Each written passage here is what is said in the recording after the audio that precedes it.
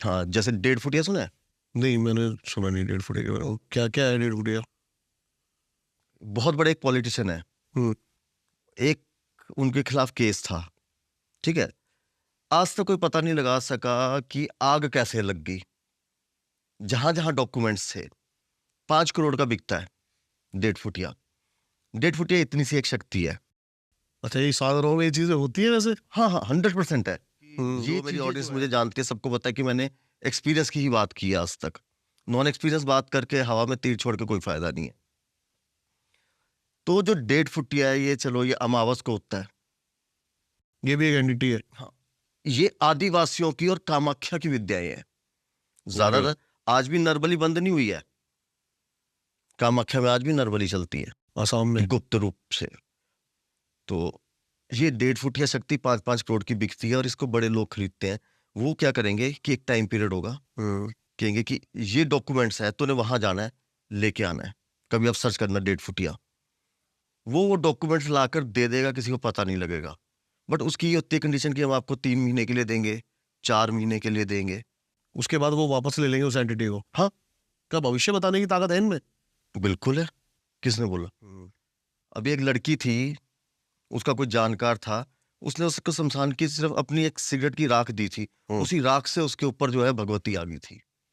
अब सबसे बड़ी बात तो ये होती है कि अब बात करते हैं कि हम करण पिशाचनी सिद्ध नहीं हो रही है, यक्षनी या नट यक्षनी भी एक आती है, सिद्ध नहीं हो रही है। इसका मेन कारण ये है कि जो यक्षनी है या और शक्ति है, ये जो छोटी शक्ति है, जहां पे मनुष्य का वास है, ये आपको नहीं मिलेगी। आप उत्तराखंड में चल जाओ परफ्यूम लगा के बड़े से बड़े, जहां पर जिन होंगे, मुस्लिम कंट्री होगी, तो जिन ऑटोमेटिकली साथ चल जाएगा। ऐसे ही जो है यक्षनी अगर आपने प्राप्त करनी है, तो अब एक कमरे के अंदर वो शक्ति आएगी। जैसे करण पिशाचनी आप सिद्ध कर रहे हो, तो इसका सबसे बड़ा असूल ये होता है कि आपके कान में किसी और की आवाज नहीं आनी चाहिए। उस जब टाइम आप पर? साधना कर रहे हो, आपके हॉर्न की आवाज आ गई, साधना खंडित फिर है। करण पिशाचनी भी एक नहीं है। अच्छा, इसमें भी कई चीजें हैं। तामसिक भी है, सात्विक भी है। माँ रूप में भी होती है करण पिशाचनी, बीवी रूप में भी हो जाती है। अप्सरा का भी है। अप्सरा जो है, आप माँ रूप में कर सकते हो, बीवी रूप में कर सकते हो, या फिर पत्नी रूप में। इसमें देखो, आज अप्सराओं की मालाएं बनी हुई है ना? कहीं विधान नहीं है।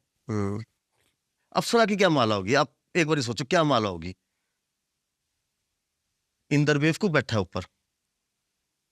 अप्सराओं की माला नहीं होती है। अप्सराओं के लिए मुद्राएं होती है पहले। अच्छा अच्छा। आवाहन मुद्रा होती है, अप्सरा आवाहन मुद्रा होती है, आकर्षण मुद्रा होती है।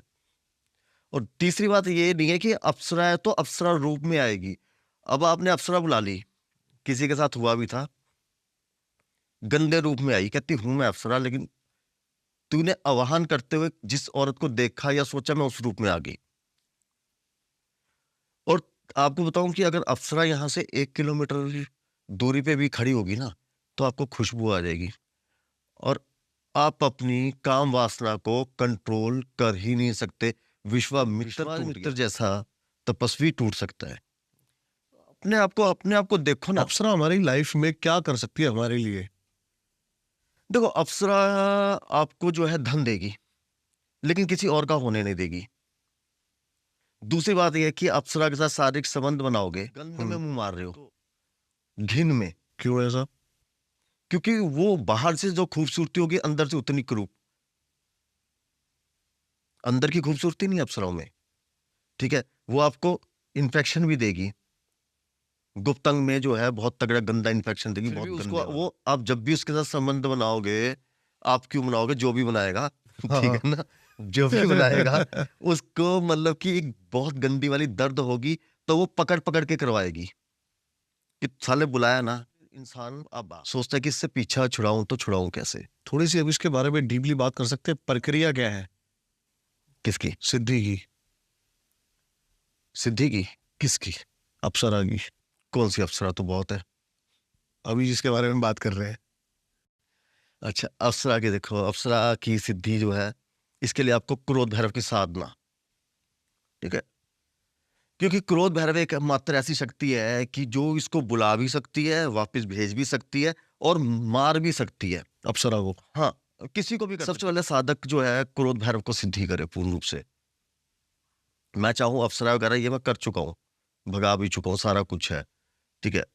कितने दिन का प्रोसेस होता है क्या? जब आपने क्रोध भैरव कर दिया तो फिर एक जो है संजीवनी मंत्र का संपुट लगता है, 10 माला में जो है हाथ जुड़ जाते हैं सामने वो तो देवताओं अप्सरा के लिए। सिद्ध करनी है तो अप्सरा सिद्ध करने के लिए सबसे पहले तुम लोगों को शिव की अनुमति लेनी, दिया जलाना पड़ता है शिव जी के आगे। ओके, जब आपको अनुमति मिलेगी तो वो दिया हिलना शुरू हो जाएगा, फड़फड़ाना शुरू हो जाएगा जोर जोर से। तो इंडिकेशन है। हाँ, तो इसका मतलब आप सफल हो जाओगे। अप्सरा भी अगर आपने कोई भी साधना करनी है, एक शिव जो है, शिव से अनुमति लेना बहुत जरूरी है सबसे पहले। हाँ, फिर इसके बाद जो है आपको ब्रह्मचर्य का पालन करना बहुत जरूरी है। फिर तीसरी जगह आपको ऐसी देखनी पड़ेगी जहां पे ये अप्सराओं का वास हो, क्योंकि अप्सराएं भी धरती पे भ्रमण करने आती है। और वो कैसे पता लगेगा? वो पहाड़ियों में जाना पड़ेगा, आप उत्तराखंड की पहाड़ी में चले जाओ, फिर देखो वहां पे रात को, वहां के लोगों से पूछो, क्योंकि देवभूमि के अंदर देवताओं का वास है। जहाँ देवताओं का वास है, ठीक है, वहां पे अप्सराओं का भी वास है, यक्षिणी का भी वास है। तो उसके बाद आपको जो है अपना नित्य मंत्र जाप, जो भी आपको गुरु से आपका मंत्र जाप मिलता है, लेकिन आपको क्रोध भैरव से बुलाना